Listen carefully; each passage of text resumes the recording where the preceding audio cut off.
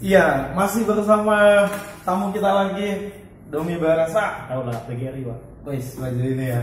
Berarti tetap pendidikan kita ini. Iya betul. Kita dibilang pengamat pendidikan ya Belajar. belajar lah, nggak profesional kali lah gitu. Karena lagi ada yang viral-viral juga tentang pendidikan. Iya benar. Kita juga cikgu kan, Iya, guru kan. Kita juga belum guru yang sesuai yang sebenarnya, belum lah yang hebat kali belum. Kita sambil belajar lah gitu. Ya, saya Domi Barasa. Aku sama Silaba. Saya ambil panggung yang punya dulu. Okay. Jadi kita mau discuss tentang yang lagi viral nih teman-teman, tentang Bima yang di Lampung. Ya. Tapi kita mungkin lebih banyak bahas tentang isu pendidikannya. Kita awali dulu mungkin memang Bima kan bahas tentang kayak jalan tuh di Lampung rusak. Kampung Pak Barasa di mana? Saya di Subu Salam, Aceh Selatan, Provinsi Nat, yang Aceh Darussalam. Iya, udah Provinsi Aceh ya. Oke. Di sekitar kabupaten atau kota kalian, apakah ada jalannya serusak yang ada di Lampung? Seingat saya terakhir pulang itu di Februari tahun 2022. Februari ya, tahun lalu.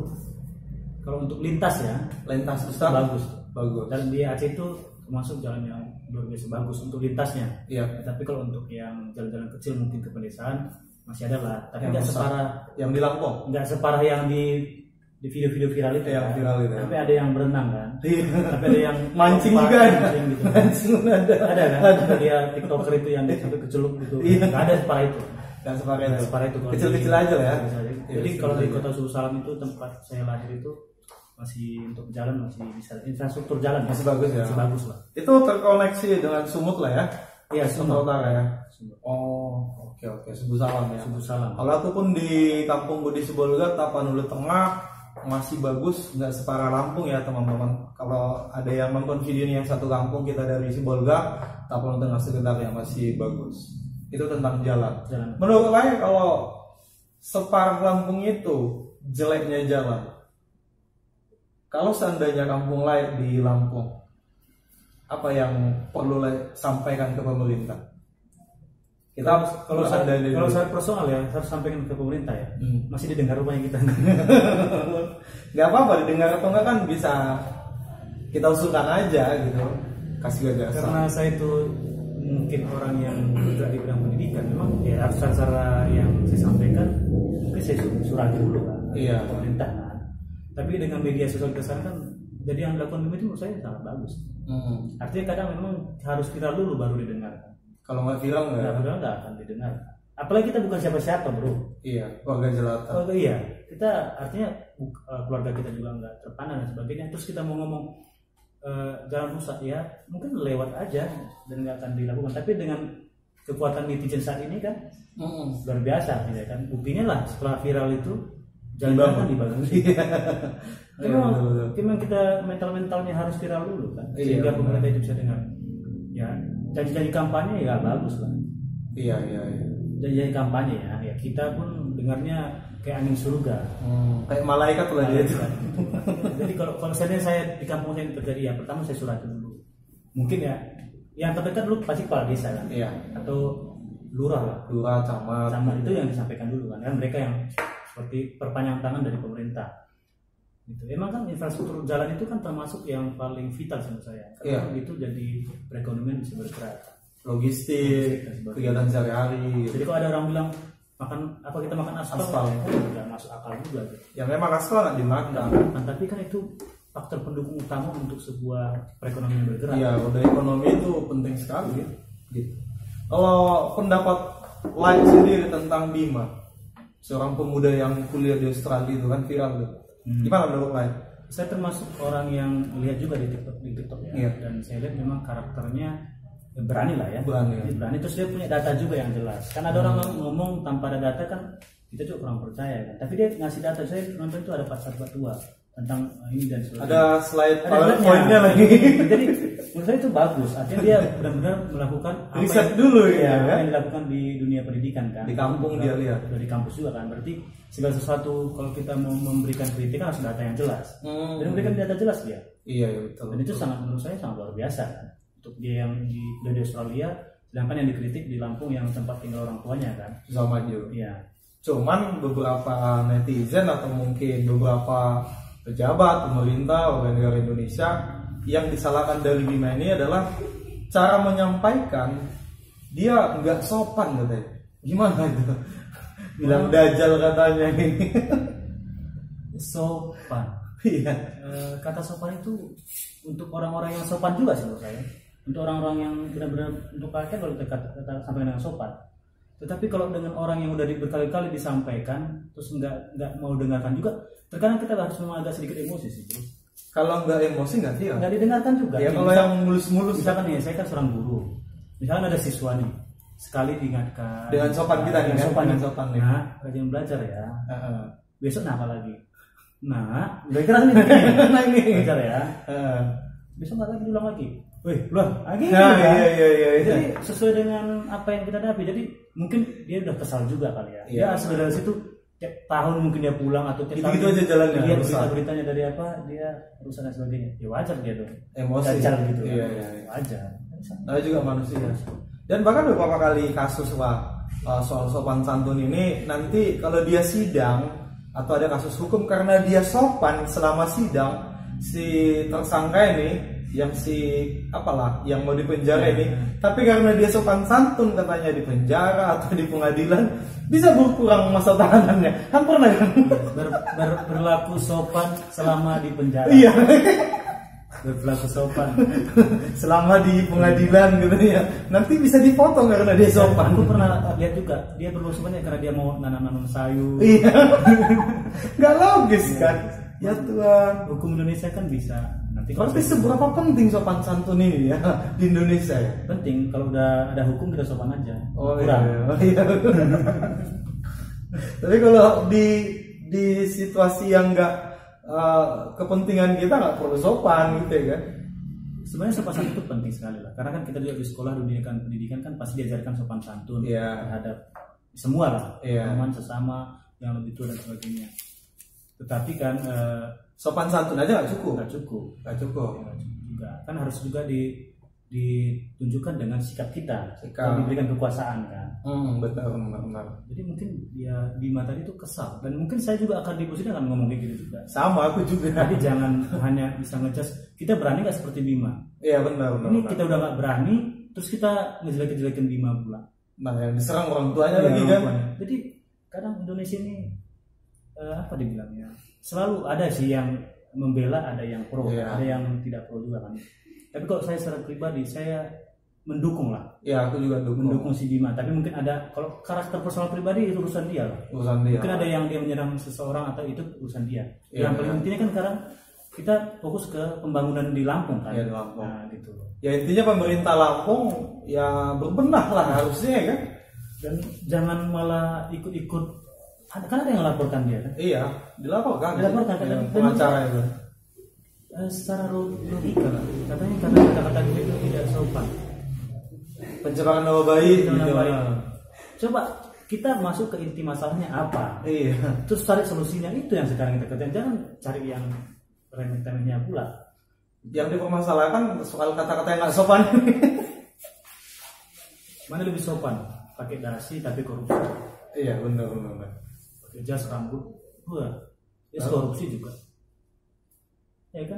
Terus dengan sopan santun, korupsi, sedangkan Bima itu ya dia apa adanya. Kadang yang sopan santun itu yang lebih jahat. Iya kan? Saya bilang kita dukung lah. Benar.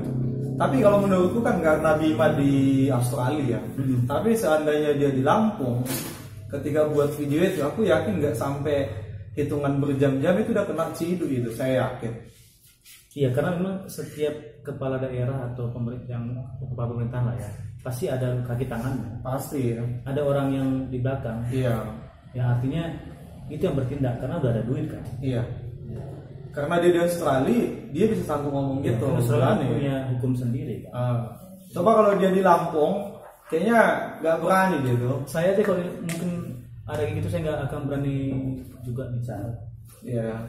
Gitu. Artinya saya harus tahu juga kan kalau misalkan nih saya melakukan itu terus viral, orang tua saya bukan siapa-siapa. Terus yang gara-gara saya nih keluarga saya jadi berantakan atau orang saya jadi kena kasus hukum mendingan segala saya macam ya kan. kayak gini aja lah, makan 3 kali sehari, tidur tepat waktu, Ya biasa-biasa aja lah gitu ya. jadi saya sangat luar biasa lah untuk Bima ya. sosok Bima ini. Iya. Walaupun saya secara personal juga nggak kenal lah ya. Iya. Tapi saya tahu dari TikTok aja. Iya.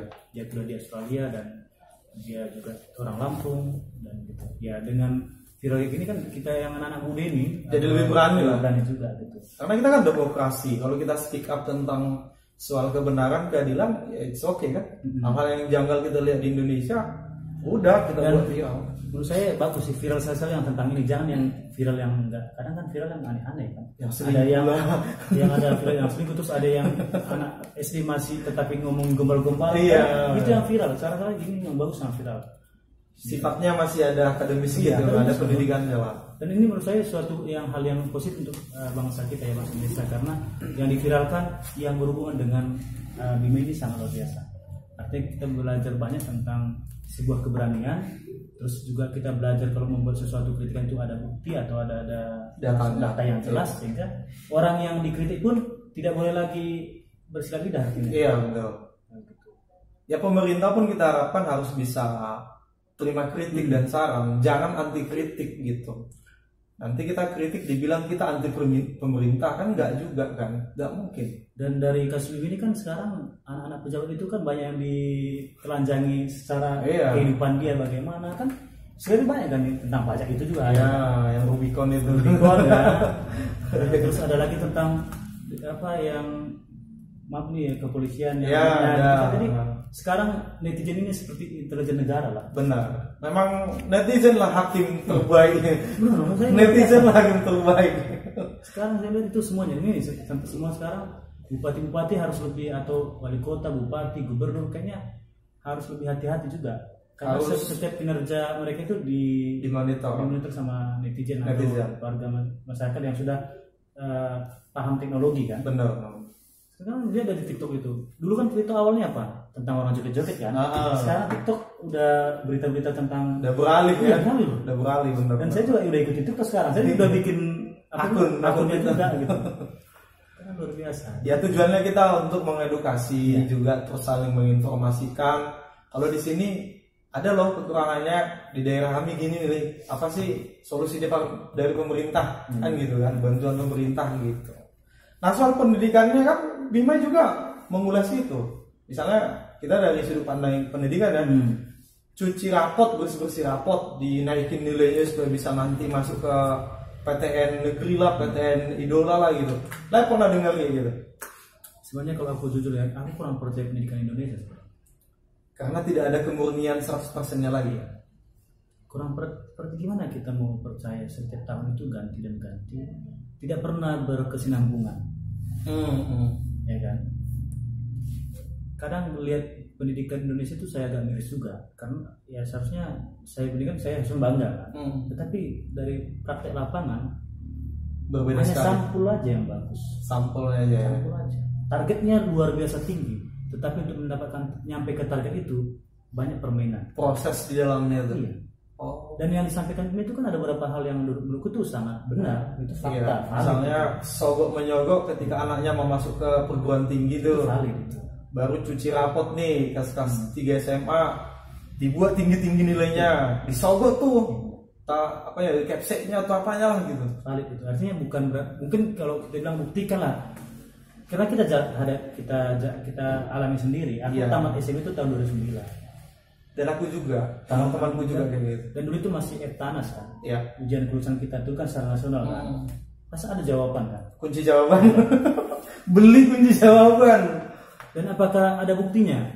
Ya nggak ada bukti memang, tapi kan kita saksi hidupnya yang ngalamin itu. Susah membuktikan waktu itu. Susah. Di zaman itu kita mau fotoin atau gimana ngumpulan. Pertanyaannya orang yang lahir tahun 90-an 80-90 gitu lah. Kami SMA mungkin tahun 2008, 2009, 2010, 2011. Ya kalau masih Eptanas. Iya. Jawaban kalian itu di ujian Eptanas itu apakah murni?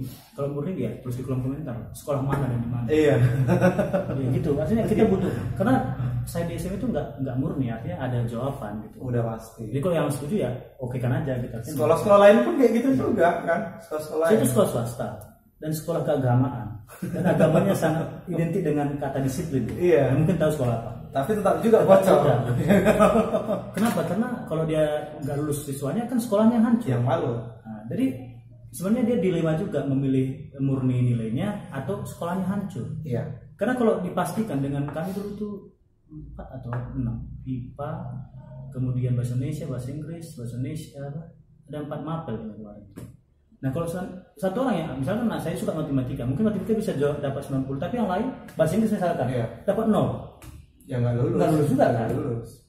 Karena Indonesia kan prinsipnya harus tahu semua. Iya. Pendidikan Indonesia nih gitu kan? Harus tahu semua. Harus tahu semua. Sedangkan kemampuan kita nggak sama semua. Gitu. Makanya aku bilang pendidikan Indonesia ini, ya gitu tadi.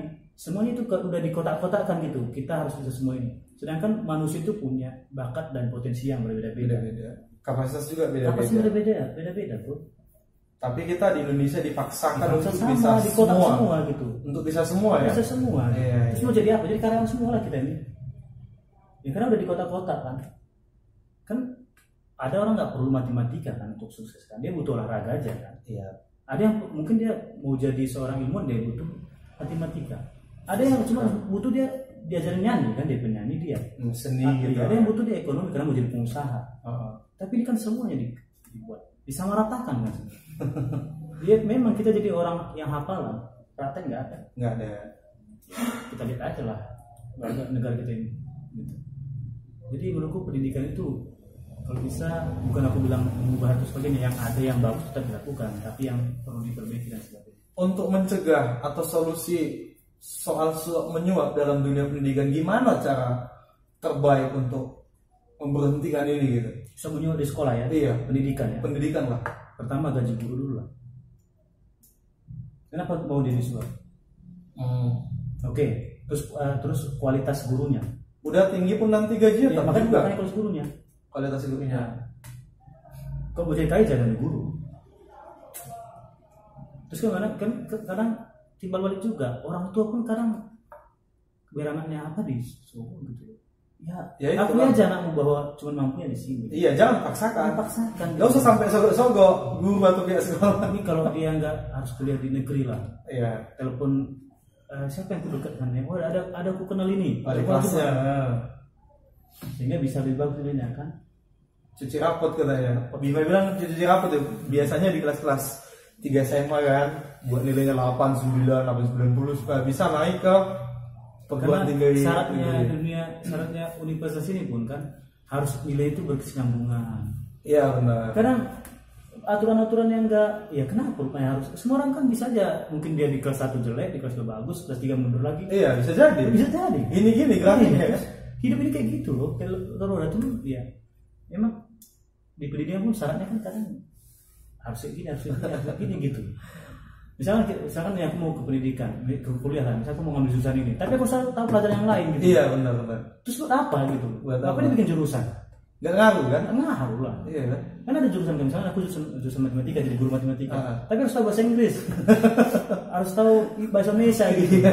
Kan aku udah tahu dasarnya dari SD. Karena mungkin tujuannya ketika nanti layak ditempatkan di sekolah internasional biar bisa ngajar bahasa Inggris, mana tahu gitu. Kita kan di Indonesia ya kan. Jadi kadang ya menurutku penempatan orang pun dalam suatu pekerjaan itu nggak sesuai dengan bakat dia juga kan.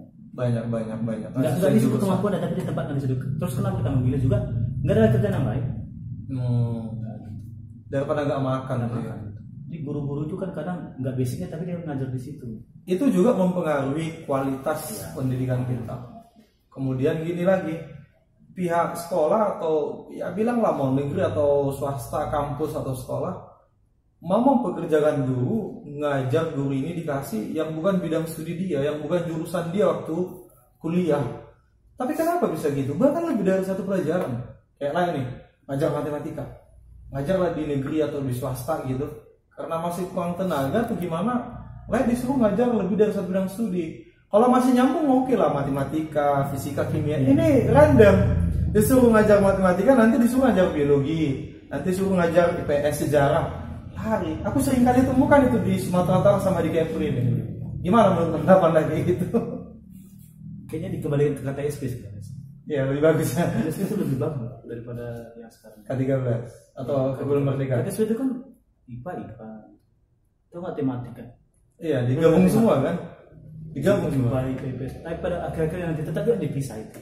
Oh, Makanya tak siapa dulu Menteri Pendidikan itu. yang buat gitu ya. Iya. Oh, ayat 13. Kadang kan kita ini ngomong teorinya enak banget loh sebenarnya. Prakteknya itu yang susah. Iya. Aku kan ngajar tematik juga di SD. Di situ SBDP. Coba aku disuruh nari. SBDP itu nari loh.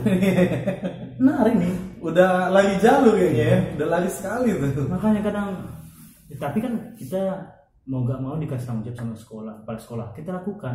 Tapi Sebagai bawahan, itu hanya sia-sia bro. Sia-sia. Kasihan anak-anak yang pintar nari tapi nggak dapat sesuai dengan guru yang benar-benar profesional. Benar. Di SBDP itu ada nari, vokal, kemudian kreatif kata yang bikin karya-karya seni gitu. Iya. Aku disuruh karya seni. Tapi nyambung lah. Nanti kalau sampaikan itu ke yayasan atau kepala sekolah, tetap juga kita kena kan. Iya. Kau belajar lah gitu.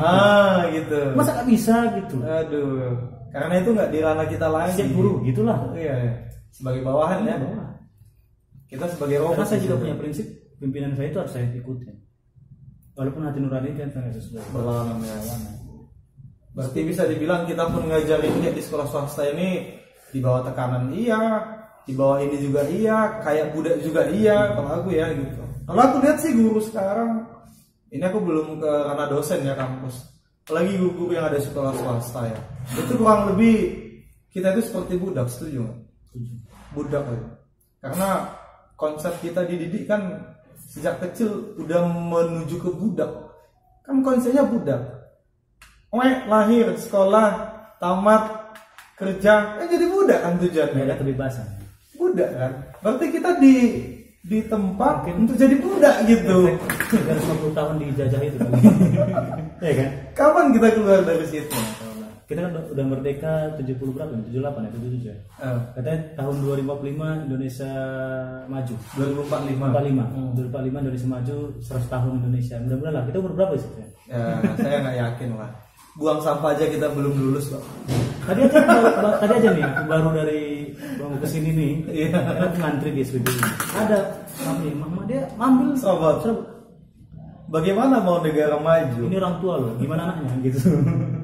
Antri aja belum lulus. Buang sampah pun belum lulus. Iya. Satu aja nya katanya. Satu aja. Nanti kalau semua orang buang sampah satu-satu aja udah tumpukan sampah di badan. Iya benar. Satu aja katanya. Ya satu aja, yang seperti dia berapa puluh juta, 20 juta. Gitu. Satu aja. Gitu lah. Plastik pula kan, sampah plastik bisa diurai kan. Sampah plastik bisa diurai. Ya benar. Ini masih soal pendidikan lah.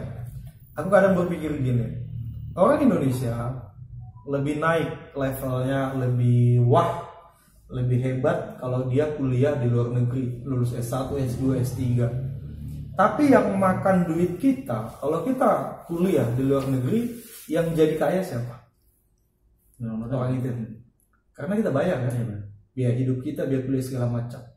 Kadang aku berpikir gini, gimana kalau kita putar balikkan, ciptakan pendidikan di Indonesia sehebat-hebatnya, sekeren-kerennya, supaya orang luar negeri datang ke Indonesia kuliah. Bisa enggak? Itu yang harus kita putar otak. Jangan kita berlomba-lomba keluar negeri. Iya betul. Ya, maaf aja nih ya. Presiden kita aja kan anaknya di Singapura. Kuliah kan. Iya. Benar kan? Iya. Fakta ini bukan saya menjelekkan. Fakta.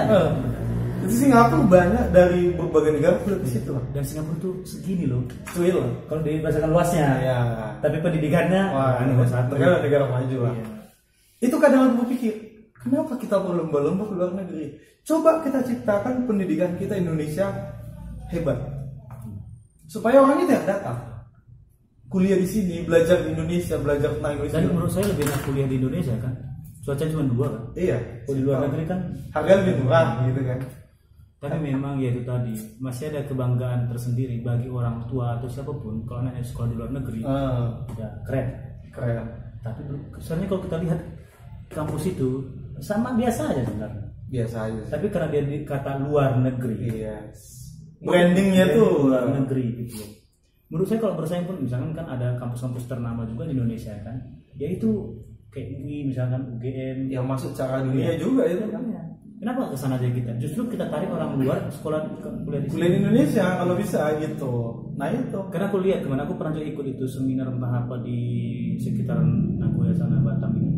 Mereka dari kampus Selandia Baru yang dekat sekolah. Mereka buat promosi kampusnya di Indonesia.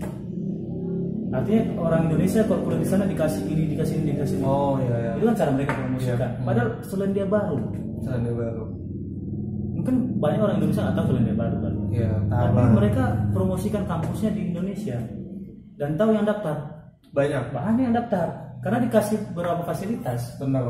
Kasih ke murah. Iya, kenapa dikasih besar? Karena dengan datangnya orang Indonesia ke sana, otomatis ekonomi akan jalan. Orang tuanya pasti datang ke sana kan. Iya, ujung kan. Pasti kos-kosan atau pariwisata juga ada. Harusnya itu. Ya jadi kalau kita enggak kan. Padahal potensi kita besar. Misalnya kita bikin kampus misalnya di Indonesia ini, dipromosikan kampusnya. Gitu. Kasih sesuatu hal yang beda dengan sekolah lain. Gitu. Nah, makanya saya juga kan ngajar di suatu sekolah swasta nih. Saya berusaha untuk juga membuat brand dari sekolah ini apa. Iya. Sehingga orang mau memilih sekolah kita gitu. Kalau tidak kayak gitu, kalau kita sama saja, orang di negeri lah gratis. Negeri gratis kan. Apa bedanya kita kalau kita sama negeri? Karena memang nggak bisa dipungkiri sejauh ini di luar negeri kualitas lebih bagus, fasilitasnya juga oke, pendidikan kualitinya oke lah gitu. Makanya si Bima kan jauh-jauh ke Australia, karena lihat bagus aja. Terus orang-orang yang di situ lingkungan itu positif semua. Baru manusia itu memang dimanusiakan gitu kan, nggak diterlantarkan, pokoknya disayangi gitulah. Dirangkul gitu dia kuliah. Jadi sebenarnya tetap memang dasarnya kita adalah SDM-nya sih, sumber daya manusianya. Ini kira-kira di tahun berapa bisa kita ubah pendidikan Indonesia makin bagus? Prediksi lain berapa tahun lagi supaya bagus? Mungkin kalau aku jadi menteri pendidikan kan. Sebenarnya untuk masuk menjadi PNS aja pun repot kita kan, susah. Banyak kali. Susah kan. Aku coba berapa kali PNS? Nggak, sama aku juga. Nggak tahu aku gagal terus. Kalau belum dicoba loh, aku udah gagal duluan. Aku udah pernah 2 kali tes. Aku ambil jurusan di Kemendikbud, penempatan di Bogor. Tapi tesnya di Medan. Ya tes ketiga lah baru nggak masuk lagi. Susah. Dokumen banyak kali. KK, ijazah, KTP, semua pas foto ribet lah. Itu susah untuk masuk situ. Jadi kalau menurutku pendidikan ini bisa maju ya di sini. Memang harus strukturnya itu jelas dulu dan orang-orang yang di dalam itu benar-benar keinginan memajukan sih. Iya. Memajukan bukan hanya untuk memperkaya diri. Jangan.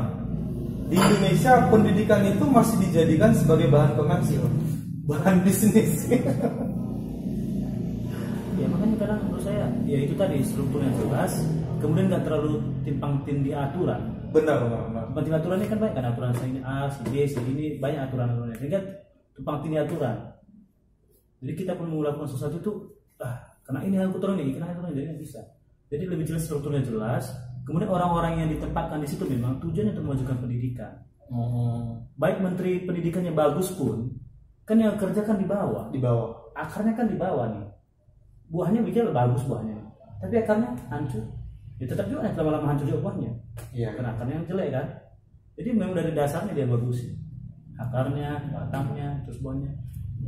Karena kalau saya lihat menteri pendidikan sekarang ini kan termasuk yang visioner juga. Kalau dia nggak mungkin dia bisa mampu dengan umur semuda itu bisa jadi menteri.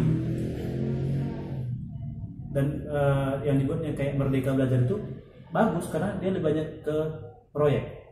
Nah, proyek daripada teori. Benar. Dan itu sangat bagus kan. Tetapi apakah itu bisa dilanjutkan ke bawah? Apalagi masa jabatan tinggal setahun. Ganti lagi. Ini kan Merdeka Belajar nih.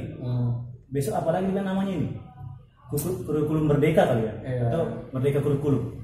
Kan ganti kan dulu KTSP, K13, Merdeka Belajar, tahun ini apa lagi dan sebagainya. Mendingan sebenarnya kalau ada undang-undang itu mendingan ini satu namanya ini terus, tapi mungkin yang diubah hal-hal yang sebenarnya diganti di dalamnya ya. Ini bukan nama segala nama dia kalau dibenahi, direvisi sesuai mengikuti zaman. Kalau misalnya perkembangan zaman kayak gini, ini dibutuhkan nih, kita revisi nih aturannya di kurikulum ini diganti nih. Oh ini ada kita tambahin nih. Nah, harusnya gitu kan, dimodif gitu, sesuai ikuti perkembangan zaman lah gitu. Harusnya kayak gitu sih. Nah, itu bilang kalau pendidikan kita sampai saat ini kayak gini aja. Belum lagi korupsinya, belum lagi dana bosnya. Sebenarnya kalau secara uang ya, secara pembiayaan itu sangat bagus kalau Indonesia. Dana untuk pendidikan banyak. APBN itu banyak. Tetapi bagaimana orang-orang itu bisa mengelola dengan baik? Dana bos itu diberikan ke sekolah swasta. Artinya kan secara biaya udah diberikan. Tapi kadang jadi disalahgunakan. Sama aja kan SDM-nya tadi. Iya. Baru juga kekuatan hukum kurang ya untuk menghukum pelanggar hukum yang Indonesia. Justru pelanggaran yang besar dengan uang yang miliaran, justru hukumannya lebih ringan kan di Indonesia. Kan? Iya. Bisa kan orang yang dikorupsi, yang korupsi ketahuan dia bisa is di kamera. Bisa kan? Iya. Jadi memang mentalnya udah salah juga, udah rusak. Dari awal udah salah, sehingga dia sampai dewasa, sampai kerja, sampai duduk di pemerintahan masih terbawa mental disuap, KKN, ya kan? Karena dari pendidikan dia udah mengalami itu. Karena kalau salah satu ruang ini Indonesia itu banyak kali sini lah, sini. Terus nanti di DPR juga ada untuk bidang ini kan ada komisi kan, ini kan ada juga kan, menteri kan ada juga ini. Terus kerjanya ngapain? Tapi bidangnya banyak nih. Banyak kalau ada yang pelanggar udah tangkap aja, gitu, tembak mati aja. Lalu ini banyak dari tumpang tindih aturan dan tumpang tindih jabatan banyak. Karena banyak kali yang ngurus pendidikan aja berapa orang ngurus pendidikan. Kita juga pengawasan karena begitu Indonesia luas, kalau hanya pusat yang ngontrol lebih intensif, dia nggak terawasi. Walaupun otonomi daerah katanya sama aja kan. Makanya sebenarnya kalau seluas ini Indonesia mendingan dikasih benar-benar kekuasaan penuh kepada gubernur. Kalau enggak, buat negara bagian seperti Amerika. Sehingga mereka punya kebebasan untuk menentukan. Nah, evaluasi setiap ruang sempitnya lebih kecil. Kalau sebesar ini Indonesia ini susah koordinir itu luas sekali. Sama lah kita punya rumah besar kan. Ngepelnya itu satu orang. Kalau dia semakin besar semakin banyak tenaga yang dikeluarkan, semakin banyak. Pengawasan makin agak berat. Kalau misalnya Pulau Sumatera satu negara, Pulau Jawa satu negara bagian, Kalimantan satu negara bagian, Sulawesi satu negara, Papua satu negara. Berapa presidennya?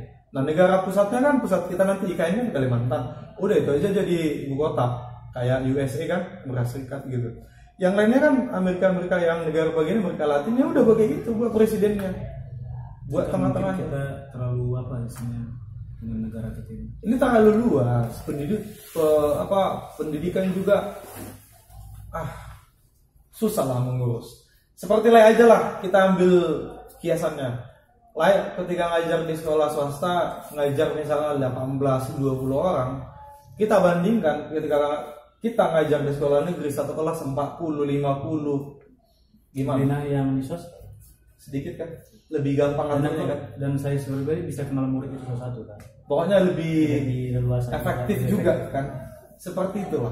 Bagaimana satu presiden mengelola Indonesia 280 juta penduduk, Sabang sampai Merauke, susah kan ngatur itu. Apalagi ada masyarakat yang cuma keluar-keluar doang ya. Semua salah sama dia. Iya. Bikin jalan raya salah, benar. Bikin bendungan salah, semua salah. Jadi kalau kita dari cikgu ya, pendidik itu atau guru, untuk Indonesia maju tahun 2004 menurutku paling penting itu SDM-nya dari jalur pendidikan itu diisi dengan pendidikan yang benar. Itu paling penting. Setuju nggak? Setuju. Karena di Singapura SDM-nya dulu yang dipenuhkan, dibekali dulu SDM-nya dengan bagus, intelektualnya lah, emosionalnya gitu. SDM-nya dulu baru bisa mereka bangun LRT, MRT, bandara segala macam ya kan. Kalau kita gimana? Ada masukan nggak nih buat Kemendikbud dari Pak Barasa supaya pendidikan Indonesia maju? Jangan lagi suap-suap lah, cucu rapot lah, menyogok masukin anaknya ke kampus lah gitu. Coba kasih dulu masukan. Benahi semua struktur, dibenahi semua, artinya coba tempatkan orang-orang yang memang ahlinya di bidang itu, bukan karena kedekatan atau karena ada ikatan keluarga politik gitu ya, atau karena memang uang dan sebagainya. benar-benar memang dia profesional di bidang itu di tempat Di bidang pendidikan ya. atau bahkan dibuat seleksi atau dibuat kayak seperti apa namanya jalur masuknya bagi masuknya sehingga ada kompetisi di antara orang yang hebat itu. Iya. Kalau tapi ingat tetap memang transparansi. Yes. Pada saat perekrutan itu benar-benar disiarkan secara nasional sehingga kita tahu ini bagus di sini tapi bisa menilai kan. Iya, iya. Atau dibikin kayak ajang pencari bakat, akhirnya kita tahu semua. Kemudian juga untuk pendidikan itu kayak saya lihat kan buku-buku SD aja udah kayak susah banget. Iya, kenapa gitu ya? Nggak tahu. Zaman kita dulu nggak kayak gitu. Jadi masuk SD aja sudah bisa baca, sudah bisa nulis. Kalau nggak bisa nulis kayaknya nggak bisa masuk di sekolah. Jadi buat apa gitu? Sedangkan SD itu sebenarnya untuk dia masih umur bermain kan. Iya. Jadi maksudnya tuntutan pendidikan untuk ilmu itu jangan terlalu berat dulu guys ya. Oke. Jangan terlalu berat dulu. Gitu. Kemudian untuk semua kegiatan misalkan lebih banyak kan untuk proses proyek. Dan guru-guru itu kalau bisa dikasih beban yang sesuai dengan kemampuannya. Jangan terlalu banyak beban. Bukan berarti kita pemalas ya, enggak. Iya. Kalau kita dikasih beban berdasarkan kemampuan kita langsung melakukannya dengan sepenuh hati, dengan ikhlas kan melakukannya. Iya. Artinya karena kita mampu di situ dan kita bisa mengingat dan kalau diminta pertanggungjawaban kita bisa jawab. Iya. Karena kemampuan kita di situ. Ini nggak terlalu banyak administrasi aku lihat ya, buat guru ya, kebanyakan ya. Jadi itu untuk karena memang dasarnya kan di sekolah kan. Kalau udah bagus di sini, sebenarnya menteri itu hanya tinggal duduk santai aja sama. Kalau di bawah udah bagus Itu bagus. ya. Karena kan tujuan muara dari segala sesuatu itu kan dibikin kebijakan kan untuk siswa kan sebenarnya. Kan? Muaranya kan. Muaranya. Nah, jadi dari semua kebijakan-kebijakan yang dibikin di pendidikan itu kan tujuannya biar untuk siswa. Iya. Bukan untuk gurunya sebenarnya. Bukan untuk negara juga. Gurunya udah kuliah, gurunya udah belajar. Apalagi gurunya yang di push. Sekarang bagaimana kita bikin siswa ini bisa pintar, bisa cerdas, bisa menjadi generasi yang sangat luar biasa untuk kedepannya. Kan? Jadi manusia lah. Manusia gitu. Jadi muaranya tetap di anak didik kan. Jadi yang dicari tahu itu adalah tentang apa keinginan siswa, apa yang dibutuhkan, itu yang dicari. Iya. Jadi bagus apapun kita buat sebuah teori, tapi nggak mengenal dasarnya sama aja. Sama aja ya. Kita ngomong keluar tentang pendidikan dan sebagainya, tapi prakteknya di lapangan di sekolah dasar tetap juga kita temukan hal-hal yang tidak sesuai dengan HAM dan sebagainya sama aja. Jadi memang tetap untuk pendidikan itu dilihatlah dasarnya. Oke. Sehingga muara itu yang bisa langsung kena gitu. Dirasakan anak didik lah ya. Kan tujuan untuk itu nih. Iya. Karena semua berlabuh atau ke anak didik. Ke anak didik, iya. Bukan ke orang tua, bukan ke guru. Guru ini hanya memfasilitasi kan. Guru ini hanya sebagai pendamping. Ya. Mendampingi anak itu biar bisa lebih pintar, lebih cerdas dan bisa membuat negara itu maju karena pikiran mereka yang nanti akan menjadi pemimpin negara kita. Pengganti kita atau pengganti pemimpin selanjutnya gitu. Iya. Ini kita lihatlah sekarang anak. Sopan satunya kenapa? Karena guru-guru itu pun untuk ini pun kadang salah. Negur ini salah. Kadang guru itu fake aja, sudah. Iya. Salah juga kita guru ngomongnya kayak gitu kan, tapi faktanya kayak gitu di lapangan. Nah, jangan-jangan suatu saat tidak ada lagi orang yang minat jadi guru, lebih bahaya tuh. Karena kan orang Jepang aja pertama kali dibom sama sekutu kan agak sama orang Cina kan mereka langsung cari guru kan. Iya. Kumpulkan guru yang masih hidup. Sekarang buktinya Jepang. Iya. Nyampe 100 tahun udah jadi negara maju. Melesat orang itu ya. Semua motor-motor dari Jepang. Honda, Suzuki semua. Karena mereka lebih menghargai dunia pendidikan di sana banding Indonesia. Guru diperlakukan mungkin lebih sejahtera, lebih diperhatikan pemerintah. Kita kan belum kan. Tapi kalau untuk di Batam ini menurutku agak diperhatikan terhadap Pemko juga. Iya, tapi secara universal Indonesia kurang lah. Makanya kalau di Kota Batam ini orang sebagai seorang guru juga menurut saya sangat. Artinya adalah hal yang positif dan ada hal lebihnya dari guru lain yang Iya. Batam ya, karena saya di Batam. Mereka memperhatikan dan yang mungkin untuk Batam lah khususnya khusus pendidikan itu mereka seharusnya membuat pelatihan untuk guru-guru. Jadi ini untuk Batam lah khususnya karena lebih saya di Batam, pelatihan seminar-seminar bagaimana caranya biar kita lebih aktif di kelas, lebih profesional lah. Diberikan materi-materi itu diberikan yang dihadirkanlah profesional. Iya, betul. Sehingga kita guru itu banyak belajar. Benar. Jadi kita langsung terjun ke lapangan pun nanti ada yang kan apa gunanya pengawas pendidikan itu. diberikan arahan dan sebagainya. Ini selama beberapa tahun ini mungkin karena pandemi kali ya. Iya. Jarang saya dengar lagi pelatihan-pelatihan itu. Dulu waktu pertama saya jadi guru di kabupaten ini ada pelatihan. Ada ya. Nah, pelatihan-pelatihan tersebut dan itu sangat berdampak ke kualitas guru tersebut. Secara teknologi kita paham kan, karena banyak guru-guru yang tanda kutip dia belum paham menggunakan laptop secara digital lah. Gitu. Mungkin dia tahu laptop ngetik evaluasi, tapi kan untuk mempergunakan itu dalam proses pembelajaran kan belum semua. Kan sekarang kita bisa menggunakan PowerPoint kan, Iya. bisa menggunakan video-video singkat. Banyak lah ya. Ya, banyak. Jadi itu yang perlu disampaikan ke atau dibuat pemerintah sehingga ada pelatihan-pelatihan itu yang tujuannya untuk kena ke siswa. Sehingga mereka itu masuk ke kelas itu bukan takut, bukan malas, tapi semangat, antusias karena ya. cara guru menyampaikan materi itu mereka senang. Gitu. Ya lah. Jadi kedepannya ini semoga pendidikan kita semakin maju lah ya. Memang belum ada yang sempurna, tapi kita harus berbenah dari sekarang. Kalau bisa, paling tidak bisa nggak kita kejar Malaysia atau Singapura gitu, ya kan? Tujuan saya juga kalau bisa Galeri Laban ini bisa menghadirkan orang-orang yang ada di dunia pendidikan. Iya. Biar kita juga bisa diedukasi kan. Karena kalau kita ngomong dari awal kita nggak tahu juga apa yang ada di dapur orang itu gitu loh. Iya. Atau Galeri Laban bisa memfasilitasi, misalkan pengawas sekolah dasar dulu lah di Batam ini. Atau orang yang bekerja di dinas pendidikan yang ada di Sekupang itu. Boleh. Satu orang datang mewakili menyampaikan sehingga kita bisa bertanya juga. Sharing ilmu lah ya, sharing. Aku ikut juga. Kalau Laban ikut dia ada dia tahu sumber kita lah. Bila bisa. Atau ada yang bisa fasilitasi, kita ngobrol singkat. Kita melangkah dari kota Batam dulu lah. Iya benar. Jadi kita coba ubah dulu dari kota Batam, ya nggak tahu bisa jadi contoh untuk kota-kota lain.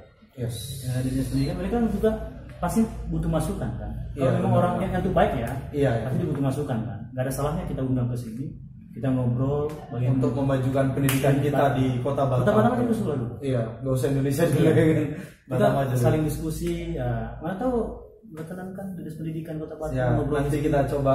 Ya, coba hubungi sehingga ini harapan saya sebagai seorang guru ya. Iya. Sehingga apa yang saya keluhkan, apa yang saya coba untuk sampaikan bisa dengar oleh dinas pendidikan. Karena kalau saya sebagai kepala sekolah juga punya batas kemampuan kan, yang tanggung jawabnya di sekolah itu. Iya.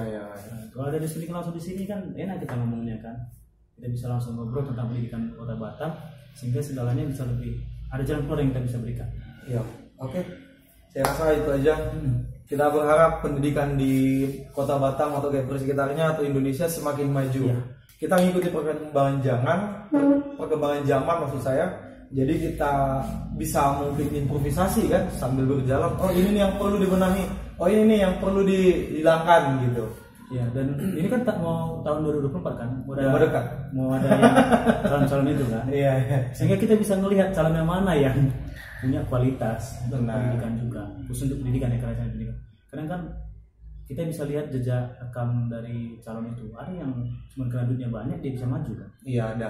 Tanpa kita lihat bahwa ada orang yang mungkin duitnya sedikit tapi dia bisa Kualitasnya ada. gitu. Iya. Kita lihat kualitasnya sebenarnya. Benar.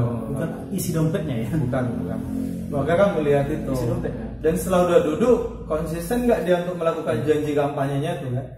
Untuk Kalau- dunia pendidikan ya. Kalau ada calon yang benar-benar bisa maju ke pendidikan, saya dukung. Tapi itu harus yang murni dari hati ya, bukan pencitraan ya. Dan berani bicara di Galeri Laban juga. Iya. Ya kan? Oke. Sampaikan oke. visi misinya, Aspirasinya di channel ini kan. Boleh. Kita berharap pendidikan Indonesia makin maju. Kalau bisa kita sayangilah negara-negara di luar gitu. Terima kasih Pak Guru. Terima kasih Pak Demi Bara sudah hadir di podcast aku. Bang Galeri Laban ya. Ya nanti kita ngobrol lagi di sana sambil ngopi boleh ya, lain waktu ya. Siap. Iya, aku Samuel Silaban. Saya Demi Barasa. Kami pamit ya. Terima kasih. Ya. Horas Podcast Silaban.